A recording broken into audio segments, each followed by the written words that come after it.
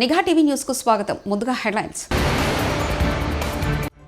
Lok Sabha assembly ఎన్నికలు ఇకపై ఒకేసారి కేంద్ర గ్రీన్ సిగ్నల్. ప్రపంచ దేశాలకు దీటుగా తెలంగాణ, పెట్టుబడులకు స్వర్గధామంగా హైదరాబాద్. రేవంత్ రెడ్డి.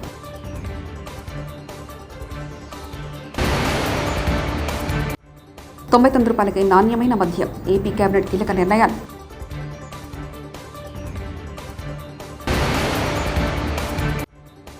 నిండా ముంచేసిన అరకుర సాయం అంటే ఎలా బాబు? వైఎస్ఆర్సీపీ నాయకులు.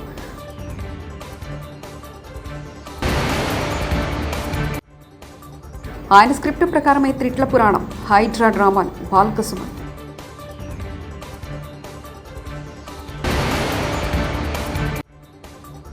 మెడికల్ కాలేజీపై కూటమి ప్రభుత్వానికి క్లారిటీ లేదు. విడుదల రజని. కేంద్ర ప్రభుత్వం జమిలీ ఎన్నికలకు గ్రీన్ సిగ్నల్ ఇచ్చింది.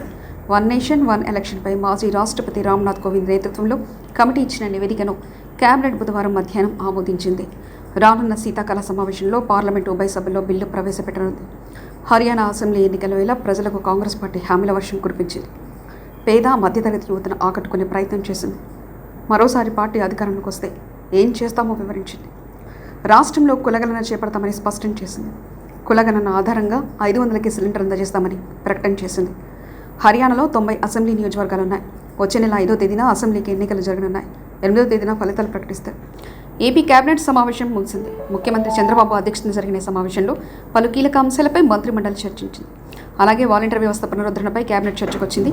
గత ఏడాది ఆగస్టులోనే వాలంటీర్ల కాలపరిమితి ముగిసిందని ఈ సందర్భంగా అధికారులు కేబినెట్ తెలియజేశారు.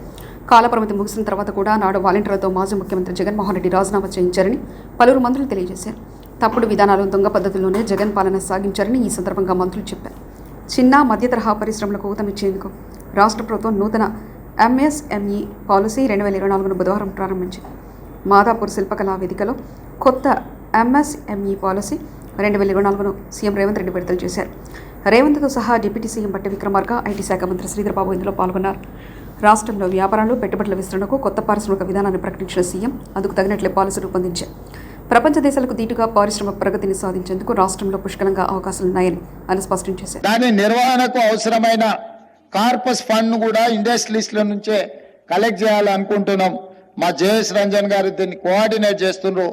నాకు తెలిసి రేపు ఈవినింగ్ ఆనంద్ మహేంద్రతో ఏర్పాటు చేసిన ఈ పారిశ్రామికవేత్తలతో ఒక చిన్న గెట్ టుగెదర్ మినిమం 300 నుంచి 500 కోట్ల రూపాయల పరిశ్రమలు ఈ యూనివర్సిటీని నిర్వహించడానికి ఇవ్వడానికి ముందుకు వచ్చి ఒక కార్పస్ ఫండ్ క్రియేట్ చేసి బడ్జెట్ కన్స్ట్రెయిన్స్ లేకుండా, ఆర్థిక ఇబ్బందులు లేకుండా యూనివర్సిటీని నిర్వహించడమే కాకుండా గ్రామీణ ప్రాంతాలలో ఉన్న చదువుకున్న నిరుద్యోగ యువకులకు శిక్షణ ఇవ్వడం ద్వారా ఉద్యోగ ఉపాధి అవకాశాలు కల్పించడానికి ఈ ప్రభుత్వం విధి విధానాలను ఖరారు చేసింది. ముందుకొచ్చిన పారిశ్రామికవేత్తలందరూ కూడా ఆనంద్ మహేంద్ర లాంటి వ్యక్తులకు తెలంగాణ రాష్ట్ర ప్రభుత్వం తరఫున కృతజ్ఞతలు తెలియజేస్తున్నాం. ఇది రాజకీయ ప్రయోజనం కోసం కాదు. ప్రతి సంవత్సరం 1,00,000 మంది ఇంజనీరింగ్ గ్రాడ్యుయేట్స్ బయటకు వస్తే చాలా మంది ఇంజనీరింగ్ చదువుకున్న ఉద్యోగం రావడం లేదంటూ ఉద్యోగాలు ఇప్పించమని వాళ్ళ తల్లిదండ్రులు మా దగ్గరకు వస్తారు. 15,000, 20,000 కూడా 15,000 అయినా సరే సార్ మా పిల్లోడికి ఉద్యోగం ఇప్పించండి అంటారు. ఇంజనీరింగ్ గ్రాడ్యుయేట్ ఇంత తక్కువ శాలరీకి ఎందుకు పని చేస్తుండో? ఏదైనా కన్స్ట్రక్షన్ కంపెనీ సైడ్ కొంచెం ఫీల్డ్ ఎక్స్పీరియన్స్ ఉండి ప్రాక్టికల్ గా అనుభవం ఉన్న వాళ్ళని చూస్తే 40-50 వేలకు తక్కువ కాకుండా ఎవరు రావడం లేదు. తెలంగాణ 1 ట్రిలియన్ ఎకానమీ చేయాలని రేవంత్ రెడ్డి ఆలోచన. మంత్రి శ్రీధర్ బాబు. ఆలోచన, మా అందరి ఆలోచన. మన రాష్ట్రం, కేంద్ర ప్రభుత్వం ఈరోజు లక్ష్యంగా 5 ట్రిలియన్ల ఎకానమీ చేయాలి ఈ భారతదేశాన్ని ఆలోచన చేస్తా ఉన్న తరుణంలో మన రాష్ట్రం మీ అందరి సహకారం వల్ల, ప్రత్యేకించి ఎంఎస్ఎంఈస్ ప్రధానమైన భాగస్వామ్యంతో 1 ట్రిలియన్ ఎకానమీ ఖచ్చితంగా చేసి తీరాలని. తెలంగాణలో దరిద్రపు పాలన నడుస్తుందంటూ మాజీ ఎమ్మెల్యే బాల్కసుమన్ వ్యాఖ్యలు చేశారు. బుధవారం మీడియాతో మాట్లాడుతూ ఇచ్చిన హామీలు చర్చకు రావద్దని రేవంత్ రెడ్డి డైవర్షన్ పాలిటిక్స్ చేస్తున్నారని మండిపడ్డారు. సునీల్ కనుగోలు స్క్రిప్ట్ ప్రకారమే తిట్ల పురాణం, హైడ్రా డ్రామాలంటూ విచ్చుకుపడ్డారు. ఇందిరమ్మ రాజ్యంలో అవినీతి కుటుంబ పాలన దందాలు నడుస్తున్నాయన్నారు.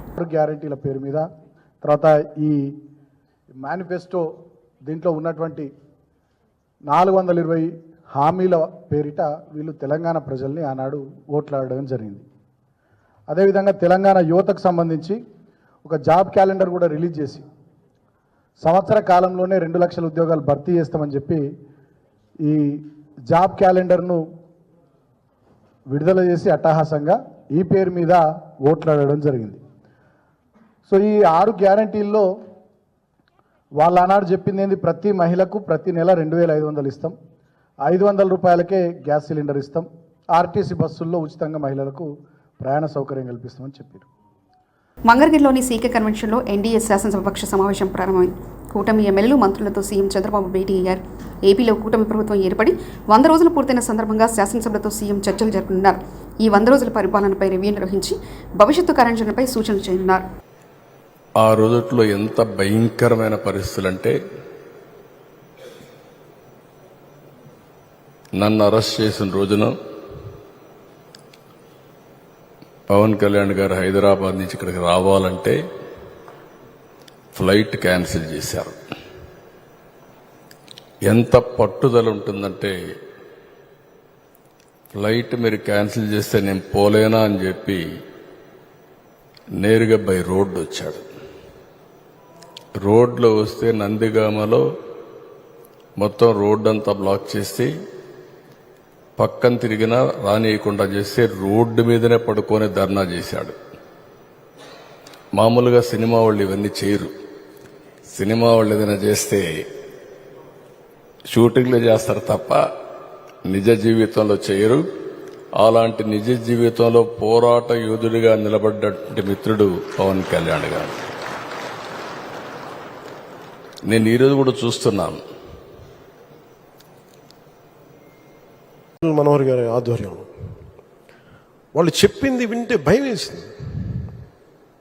అందులో మరీ ఒకరు చెప్పింది, నా పొలంలో నీ ముఖం ఎందుకు, నా తల్లిదండ్రులు ఇచ్చిన ఆస్తి, నా తాతలు ఇచ్చిన ఆస్తిలో మీ ముఖం ఏంటి, ఇందులో మా తల్లిదండ్రుల స్వార్జితం, వాళ్ళ కష్టార్జితం, ఈ ముఖ్యమంత్రి ఫోటో ఏంటి, పొలాల్లో సరిహద్దు రాయిల్లో మీ ముఖాలు ఏంటి, ఇది ఎటు వెళ్ళిపోతుంది, మీరు ఎవరేం చేయరా అని చెప్పి వాళ్ళు నన్ను నిలదీస్తే నేను చెప్పాను, నేను సాధ్యమైనంత చేస్తాను, తీసేస్తామని చెప్పాను.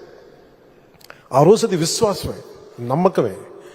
కానీ ఈ రోజున అది ఒక సత్యం, ఒక నిజం. చంద్రబాబు గారు రాగానే ల్యాండ్ టైటిల్ యాక్ట్ని రద్దు చేసి ప్రజలకి ఆస్తులకి భద్రత కల్పించినందుకు మనస్ఫూర్తి వారికి నా ధన్యవాదాలు తెలుపుతాను. మీరు ఊహించుకోండి, నేను పిఠాపురంలో భూమి కొన్నాను, కొంటే దాంట్లో అప్పటి ప్రభుత్వం మన ఆ ముఖ్యమంత్రి గారి ఫోటో ఉంది. నాకు కూడా తప్పలేదు అది, ఆయన నవ్వుతూ ఆయన ఫోటో ఉంది. అంటే మనం కష్టపడి కొనుక్కుంటే ఆయన ఫోటోలు అసలు ఎప్పుడు లేదు. ఆంధ్రప్రదేశ్ రాజముద్ర ఉండాలి అక్కడ, ప్రభుత్వ ప్రతినిధివి నువ్వు. అలాంటి రాజముద్రని తీసేసి, ఆంధ్రప్రదేశ్ రాజముద్రని తీసేసి వ్యక్తి ఫోటో పెట్టుకున్నా అంటే అది ఎంత ఒక విచిత్రమైన ఆలోచన విధానం అది.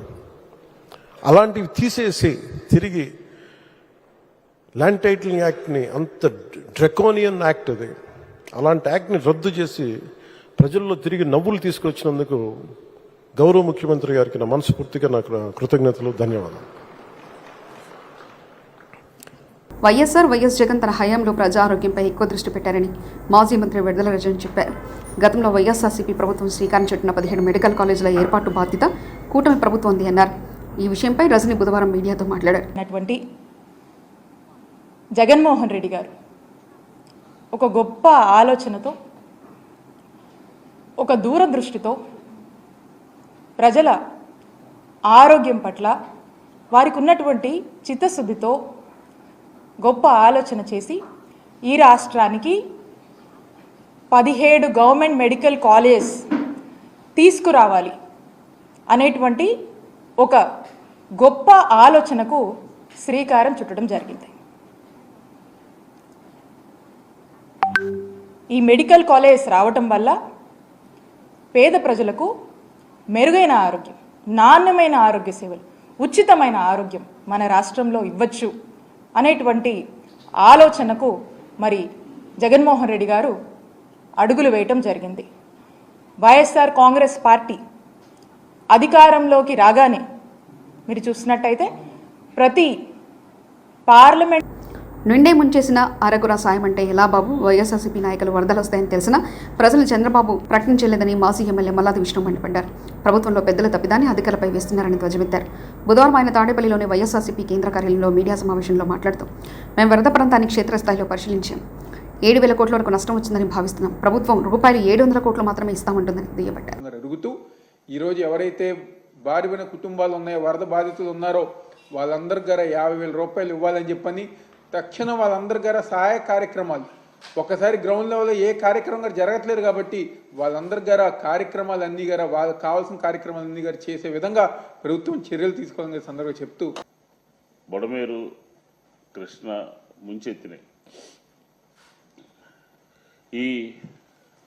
ఈ విషయం ఈ బుడమేరు నీరు విజయవాడ నగరంలో దాదాపుగా 16 డివిజన్లకు సంబంధించినటువంటి ప్రజల్ని ముంచుతున్నాయి, ఇళ్ల మీదకి వస్తున్నాయి అని ప్రజల్ని అప్రమత్తం చేయటంలో, ప్రజల్ని జాగ్రత్త వహించమని చెప్పని హెచ్చరించడంలో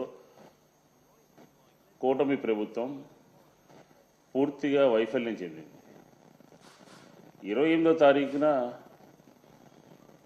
వాతావరణ పరిస్థితులు రాష్ట్ర ప్రభుత్వానికి తెలియజేస్తే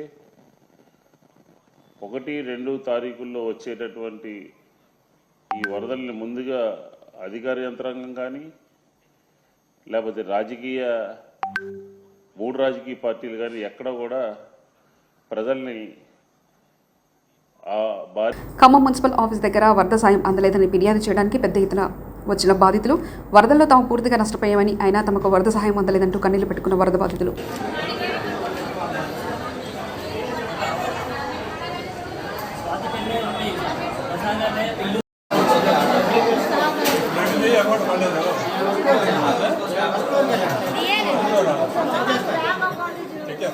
ధూమపానం మంచిది కాదని టీవీలో చెప్పినట్లు రేవంత్ రెడ్డి మాట్లాడే ముందు ఆయన స్పీచ్లో చిన్నపిల్లలు దూరంగా ఉండాలని ఐఎన్పిఏ వాళ్ళు చెప్పిన తర్వాత ఆయనతో మాట్లాడిస్తే బాగుంటుందంటూ బీఆర్ఎస్ నేత రాకేష్ రెడ్డి వ్యాఖ్యానించారు. మామూలుగా టీవీలో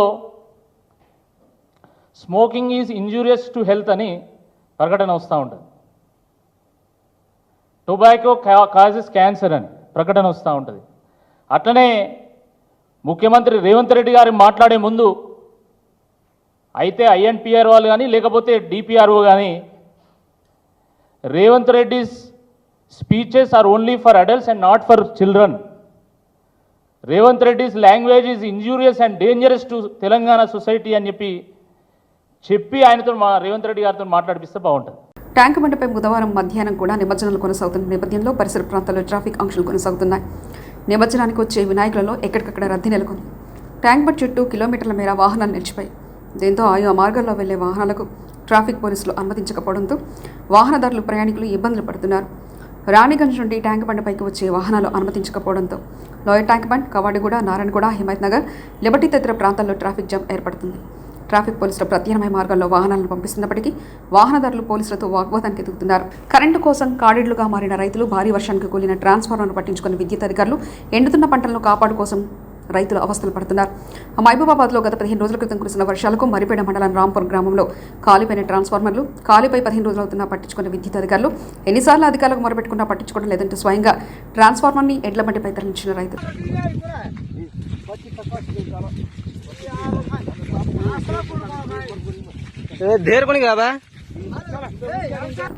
కేంద్రంలో సుప్రీంకోర్టు ఉంది, ఢిల్లీలో హైకోర్టు ఉంది. కాంగ్రెస్ ఎమ్మెల్యే దానం నాగేందర్ హైకోర్టు కానీ ఢిల్లీలో ఉన్న డీజీపీ కానీ సుమోటో కింద వీళ్ళ మీద కేసులు పెట్టకపోతే లోక్సభ, అసెంబ్లీ ఎన్నికలు ఇకపై ఒకేసారి కేంద్ర గ్రీన్ సిగ్నల్. ప్రపంచ దేశాలకు దీటుగా తెలంగాణ, పెట్టుబడులకు స్వర్గధామంగా హైదరాబాద్. రేవంత్ రెడ్డి.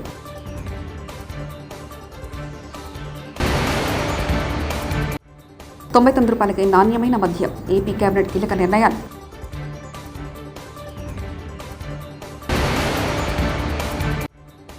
నిండా ముంచేసిన అరకుర సాయం అంటే ఎలా బాబు? వైఎస్ఆర్సీపీ నాయకులు.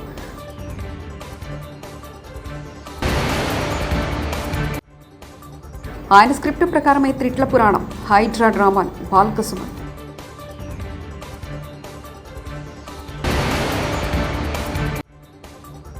మెడికల్ కాలేజీపై కూటమి ప్రభుత్వానికి క్లారిటీ లేదు. విడుదల రజని.